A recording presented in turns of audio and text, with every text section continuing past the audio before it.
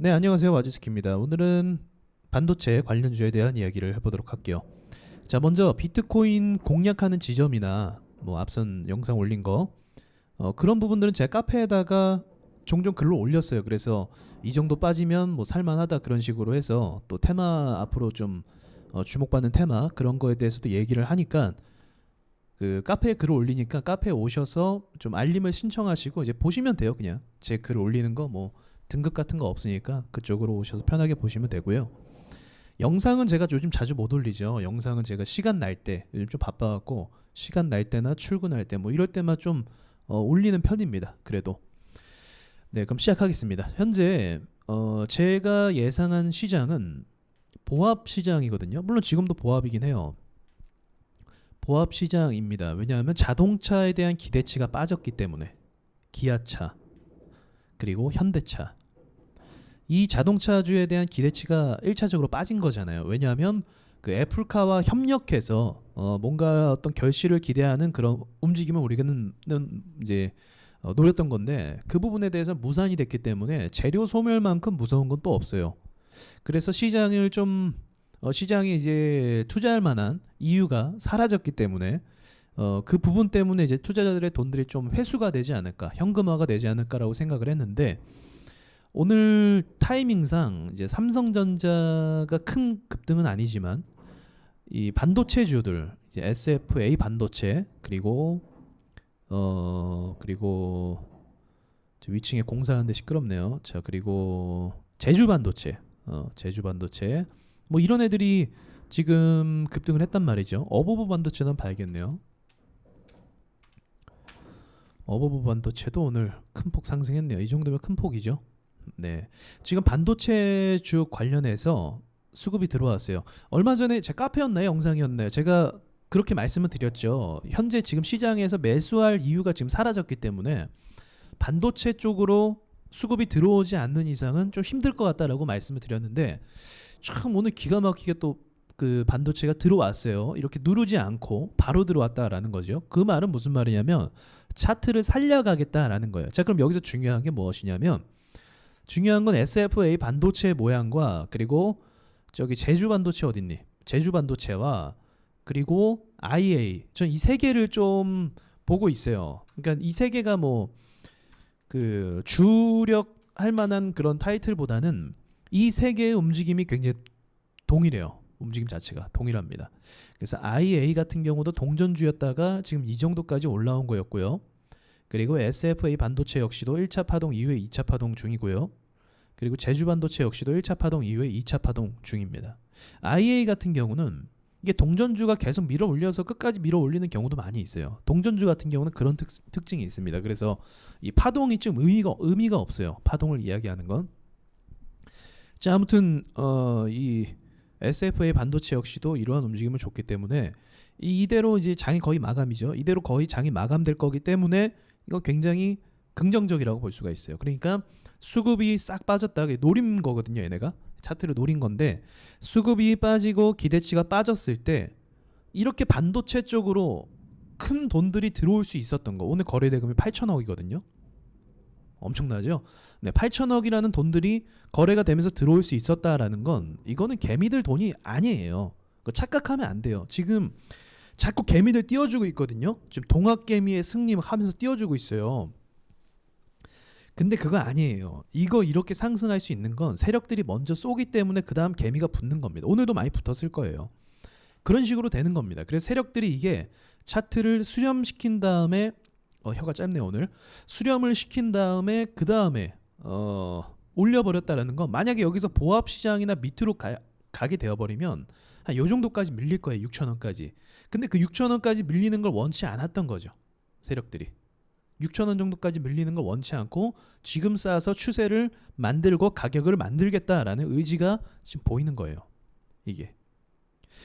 이것뿐만 아니라 IA도 마찬가지로 IA도 시장이 보합이나 밑으로 가면 얼마 전에도 이렇게 큰 폭 하락을 했었죠. 계속적으로 밑으로 빠지게 되면 한 1450원까지도 이렇게 빠지게 돼요. 그거를 허용하지 않고 바로 밀어서 올렸다라는 거죠. 제주 반도체도 마찬가지고요. 다. 그런 과정을 겪어서 차트를 이렇게 만들었기 때문에 제 판단으로는 이제 반도체 쪽으로는 좀 기대를 해볼 만한 돈들이 들어왔다라는 거죠. 여기서 변수는 역시나 악재죠, 악재. 우리나라 증시의 악재. 예를 들어서 김정은이가 또 뭐 한다. 북한에서 또 뭐 한다. 그러면 이제 또 터지는 건데 그런 일은 뭐 많이 일어나지 않으니까 일반적인 상황 속에서는 긍정적이다. 지금 평이한 상황 속에서는 매우 긍정적이다라고 얘기할 수는 있는 거죠. 삼성전자도 그렇고요. 그럼 여기서 궁금하신 게 이제 동방이라든지 이 쿠팡 관련주들도 있잖아요. 이런 것들은 쿠팡이 상장하면은 끝나요. 상장해버리면은 끝납니다. 지금 이거 왜 오르는 거냐면 진짜로 쿠팡이 뭐 상장해서 어떤 뭐 결과를 내고 뭐 미래지향적인 것으로 올라간 게 아니라 단순 관련주와 수혜주로서 잠깐 올라간 거예요. 그러니까 이 잠깐 올라간 거는 어떤 특성이 있냐면 반등이 안 나와요. 왜? 재료가 이제 없으니까. 예를 들어서 치료제를 만든다. 치료제를 만들어서 앞으로 계속적인 매출을 만들어내고 코로나 확진자가 더 많아지면 이 치료제를 만드는 회사의 가치가 더 부각이 되겠죠. 근데 나스닥이 상장하는 건 굉장히 큰 이슈는 맞습니다. 점상짜리는 맞아요. 굉장히 큰 이슈인데 막상 상장이 딱 되고 나서 시장이 주목을 못 받는다. 사람들이 안 산다. 그러면은 주가가 더 이상 오르진 않아요. 이미 상장되고 나서부터 끝난 거고요. 그래서 이런 단발성 이슈는 좀 조심을 하긴 해야 됩니다. 단발성 이슈는 조금 조심하시긴 하셔야 돼요. 네, 여기까지 말씀을 좀 드릴 수 있겠고 삼성전자가 의외로 이제 지금 시장을 리드해주고 있어요. 다른 우량주들은 지금 기를 못 쓰고 있는데 힘을 못 쓰고 있는데 이 친구 같은 경우는 지금 좀 움직임을 그래도 갭을 띄우면서 주고 있습니다. 자, 여기서 어떤 움직임으로 나와야 긍정적이냐면 일단 많이 이제 아슬아슬하게 지금 밑으로 내렸다가 오늘 살린 거거든요. 그럼 이렇게 살렸으면은 이제부터는 이 위로 차근차근 올라가 줘야 돼요. 이 앞에 있는 꼬리를 밟으면서 올라가 줘야 이제 좋은 그림으로 나올 수가 있습니다. 올라가고 나서 밀려도 돼요. 일단 올라가는 게 중요해요. 세력들이 그래야 가격을 맞춰서 더 랠리를 보낼 수 있으니까요.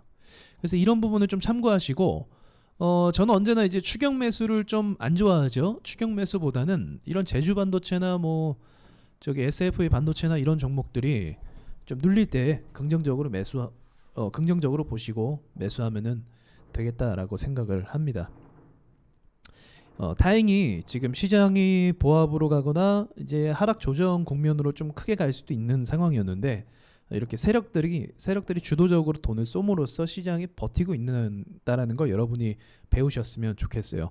이게 개미들이 막 사서 이렇게 버티는 게 절대로 아니고 이게 오로지 이게 세력들이 먼저 분위기 조성을 해줘야 그 다음에 이 순진한 개미들이 들어오는 겁니다. 여러분과 제가 들어가는 거예요. 그러니까 그런 것들을 잘 고려하셔서 매매하시고 추격 매수나 이런 뭐 또 내동 매매 이런 거 좀 자제하시면서 시장을 보시면 또 어렵지 않게 대응을 할 수 있는 시장인 것 같습니다.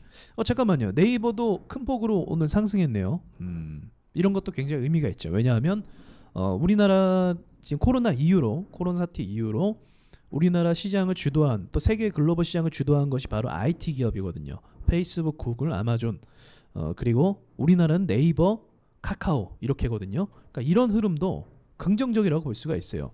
그럼 종합적으로 판단해 봤을 때 시장이 밀릴 만한 거리는 굉장히 많았다는 거죠. 최근 들어서 시장이 밀릴 만한 그 여지는 많았고 최근도 이제 그 기아차가 악재를 받으면서 시장에 어떤 더 이상 상승할 만한 재료가 없다라는 것을 봤을 때 그럼에도 불구하고 지금처럼 다른 테마로 갈아타서 올린다라는 건 이건 뭔가 급하다라는 거예요. 굉장히 급하다. 급하다라는 건 뭘까요? 뭔가 지금 가지 않으면 뭔가 후에 어떤 이슈가 터질 수도 있다라는 거. 안 좋은 얘기죠. 뭔가 터질 수도 있다라는 거예요. 그러니까 지금 급한 모습을 굉장히 많이 보여주고 있어요. 이렇게 급한 시장은 제가 거의 경험하지 못했거든요. 보합으로 가도 시간을 꽤 많이 주는 것이 시장이에요. 보합으로 가도. 근데 지금 보세요. 오르는 것에 대한 어떤 굉장히 다급함이 느껴지죠. 이런 조정이 나오면 이렇게 오르기 힘듭니다. 여기서 물린 사람들이 정말 많기 때문에 이게 바이오주 물린 거거든요. 바이오주 물린 사람들을 뚫고 올랐다라는 거, 뚫을 수 있는 노하우가 뭐였을까요? 이게 네이버였죠. 네이버나 카카오나 카카오 게임이나 이런 걸 통해서 시장의 상승을 의도적으로 만들어가는 거죠. 의도적으로. 네이버가 더 오를 만한 이유가 딱히 있을까라는 걸 물어봤을 때 글쎄요, 어떤 이슈가 있는지 모르겠지만 지금 굉장히 단기간에 고평가된 거죠. 이게 엄청난 거대한 주식이잖아요. 거대한 종목이잖아요. 자, 아무튼 뭐 큰 폭으로 밀리는 것보다 그래도 뭐 짧은 조정 이후에 상승 가는 게 뭐 누구에게나 다 좋은 부분이죠. 그래서 지금까지의 어떤 움직임은 너무 압박을 받을 필요는 없는 움직임인 것 같습니다. 조정을 받으면서 상승을 한다라는 것 자체가 이제 털면서 가기 때문에 오히려 주가가 더 가벼워지는 역할도 할 수가 있어요. 근데 중요한 건 뭐냐면, 중요한 거 마지막으로 말씀드리고 마칠게요.